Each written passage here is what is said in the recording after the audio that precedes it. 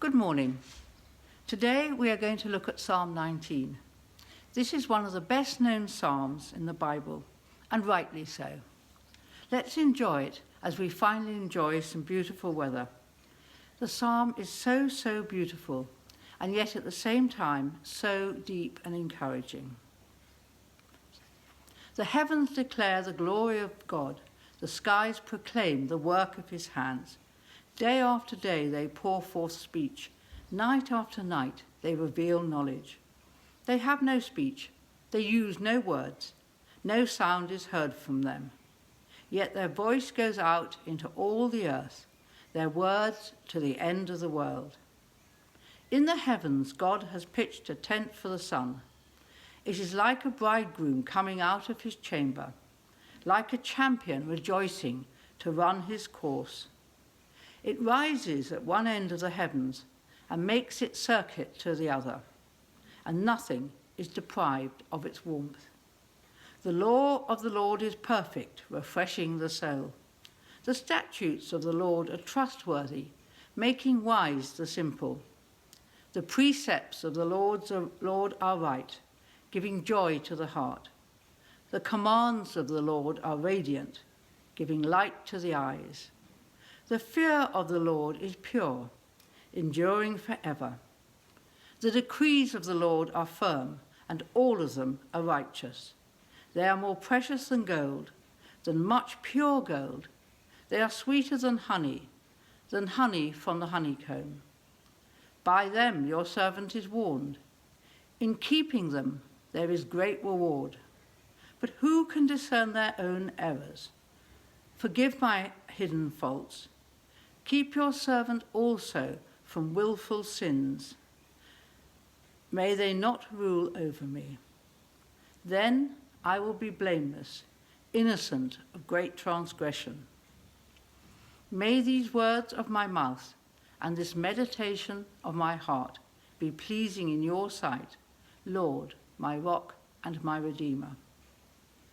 This psalm starts with a magnificent hymn of praise, extolling the glory of God. This is manifested in the soundless speech of the natural world.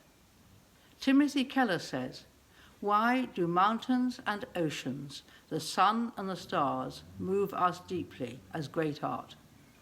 It is because they are great art. Nature speaks to all without audible words. It is non-verbal communication that there is a God, that the world is not an accidental collection of molecules, but a meaningful work of an artist's hands. God's creation doesn't need words. There is no need. The natural world, the sun and the stars, speak their own language to us. God's revelation in creation is available to everyone. This means that all people can sense at some level God's truth, meaning, wisdom, and beauty, his power, and his divine nature. The Apostle Paul picks up on this theme in Romans chapter 10. He was castigating those Israelites who had heard the message of salvation through faith in Jesus and chose to close their ears. He quotes verse 4, "Their voice goes out into all the earth, their words to the end of the world." These words aptly describe the widespread preaching of the gospel in Paul's time. And Paul uses them in Romans to emphasize that, although the hearers had ample opportunity to take on board the message of redemption, they did not respond and even remained hostile to God. How true this still is today. A further twist in verses 4 to 6 is that the sun, which was worshipped as a deity in Paul's time, is specifically stated to be God's creation, the supreme metaphor of the glory of God. As it makes its daily triumphant sweep across the whole extent of the heavens, every creature feels its heat and presence. In verse 7, the theme changes, and verses 7 to 11 are a glorious celebration of the life-nurturing effects of God's revealed law, his guidance for our lives. While nature can tell us about God's reality and power, it cannot tell us about God's saving grace. Only the Bible can do that. The psalmist gives us a torrent of adjectives. God's laws, as set out in the Bible, are radiant, perfect, trustworthy, joyful, pure, firm, righteous, more precious than gold, sweeter than honey. They make the wise simple, give joy to the heart, and light to the eyes. Why are the words of God so precious?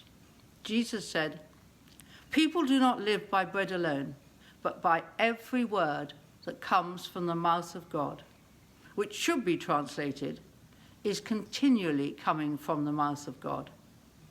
God's communication is like a never-ending stream, refreshing our souls and restoring us to be the people he intended us to be. But, and there is a but, for this to happen, we need to recognize that we are human, that we will go wrong, whether unintentionally or intentionally. We need to seek out God's path for us in the life-changing words of the Bible, so that, with God's grace, we may experience the joy of keeping his laws. So today, may the glory of God's creation reveal itself to us in all its majesty. May the joy of his word fill our lives, and may we be aware of where we fall short. May our thoughts and words be pleasing to God, and may we trust in him, our rock and our Redeemer. Have a great day.